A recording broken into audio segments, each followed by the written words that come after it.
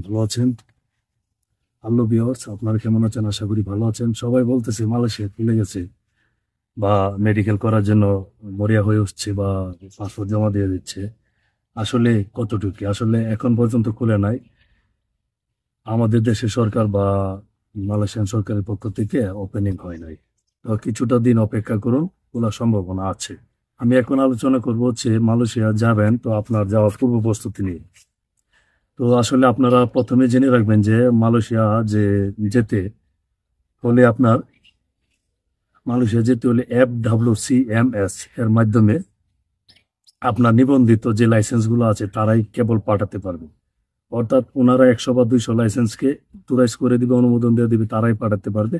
এর বাইরে পাঠাতে পারবে না। অনেক চেষ্টার পরও এটা বন্ধ করতে পারতেছে না। আর আমি যারা রিক্রুটিং লাইসেন্স নিয়ে বা এজেন্সি এজেন্ট মানে দীর্ঘদিন যাবৎ ব্যবসা করে আছে, 10 বছর 15 বছর, তাদের সাথে আলোচনা করে দেখছি, তারা বলছে যে না, সিন্ডিকেট উঠানো আসলে সম্ভব না, সিন্ডিকেট উঠানো সম্ভব না, এটা থাকবেই।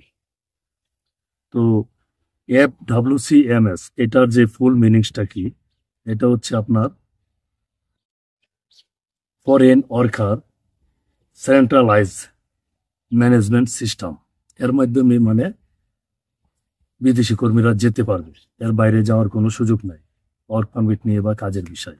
এটা মনে রাখবেন। তো আপনারা যদি মালয়েশিয়া যেতে চান, যদি এটা হচ্ছে আপনার জুন মাসের শেষে বা পরবর্তী মাসে যদি ওপেন হয়, তাহলে আপনার কি কি আপনার অ্যাবিলিটি বা কি কি আপনার ডকুমেন্টস আপনার প্রয়োজন। প্রথমে 1 নম্বর হচ্ছে পাসপোর্ট। পাসপোর্টে 2 বছরই কম সময় হলে আপনার ভিসা লাগবে না। তো আপনার কমপক্ষে 2.5 বছর থাকে এরকম পাসপোর্ট বা 3 বছর মেয়াদ আছে এরকম পাসপোর্ট আপনার কাছে রাখবেন, বা 2 বছর বা এর কম মেয়াদ হয়ে গেছে পাসপোর্ট, তো আপনারা খুবই কুইক মানে রিনিউ আবেদন করে রিনিউ করে পেলেন খুবই দ্রুত। কারণ কমপক্ষে 2 বছরের মেয়াদ না থাকলে আপনার আপনার আবেদন করা যাবে না বা ভিসা পাবেন না, মালয়েশিয়ার ওয়ার্ক পারমিট ভিসা। আর বয়স কত লাগে এটাও তো আপনাদের জানার বিষয়। মানে 18 বছর একদিন থেকে ধরেন 40 বছর পর্যন্ত, 18 বছর থেকে 40 বছর পর্যন্ত ধরেন, এটা স্ট্যান্ডার্ড টাইম। এটার ভিতরে যেতে পারবেন। তবে 37 38 পর্যন্ত ঠিক আছে, মানে 40 পর্যন্ত নেয়। কোনো কোনো কোম্পানি 37 38 বছরের উপরে নেয় না। তো এটা মাথায় রাখবেন। আর দ্বিতীয়ত হচ্ছে আপনার ছবি, হোয়াইট ব্যাকগ্রাউন্ড দিয়ে মালয়েশিয়ান সাইজের ছবি উঠাবেন। এটা ম্যাট পেপারের ছবি উঠাবেন। আপনার 10-12 কপি ছবি আপনার সংগ্রহে রাখবেন। আর মালয়েশিয়ান সাইজ, মালয়েশিয়ান যে ফটোর জন্য যে স্ট্যান্ডার্ড যে সাইজটি ওয়ার্ক পারমিট ভিসার জন্য, সেটা হচ্ছে 35 mm in wide and 50 mm in height. তো 35 50 এটা হচ্ছে সাইজ। এই সাইজের হোয়াইট ব্যাকগ্রাউন্ডের ছবি উঠে রাখবেন এবং চেষ্টা করবেন ম্যাট পেপারে উঠানোর জন্য। ম্যাট পেপারের ছবিগুলো দীর্ঘদিন ভালো থাকে এবং মানে খুবই সহজে নষ্ট হয় না এবং খুবই সুন্দর। এবং এই ছবিগুলো এবং খুবই সুন্দর, এবং যেদিন আপনার মানে মনটা ভালো থাকে বা ফ্রেশ থাকে, এই দিন ছবিটা উঠাই নেবেন। আপনার এলাকায় হতে পারে, ঢাকায় হতে পারে, যেখানে উঠান উঠিয়ে রেখে দেবেন। 10-12 কপি ছবিরা আপনার প্রয়োজন আসবে। মালয়েশিয়া পৌঁছা পর্যন্ত আপনার ছবি লাগে। অনেকে তো লাগেজের মধ্যেও পর্যন্ত ছবি লাগিয়ে দেয়, যার জন্য এই ছবিগুলো আপনার উঠায় রাখবে এবং সুন্দর এবং ক্লিয়ার ছবি উঠায় রাখবে। এরপর 3 নম্বর হচ্ছে প্রি মেডিকেল টেস্ট করে নিতে পারেন। যে কোনো ঢাকা থেকে যে কোনো আপনার ISO সনদপ্রাপ্ত বা বিদেশে মেডিকেল করে এরকম মেডিকেল সেন্টার থেকে আপনার, আমি মালয়েশিয়া যেতে চাচ্ছি, আমি একটি টেস্ট মেডিকেল করতে চাচ্ছি, আমার বডিতে কোনো প্রবলেম আছে কিনা। তো আপনার 1000 টাকা লাগবে।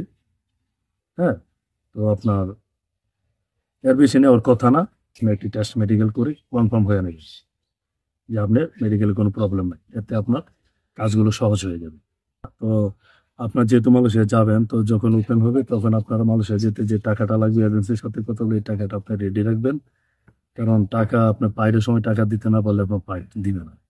তো আপনার এরপরে মালয়েশিয়া যখন মেডিকেল স্লিপ উঠবে, তো আপনার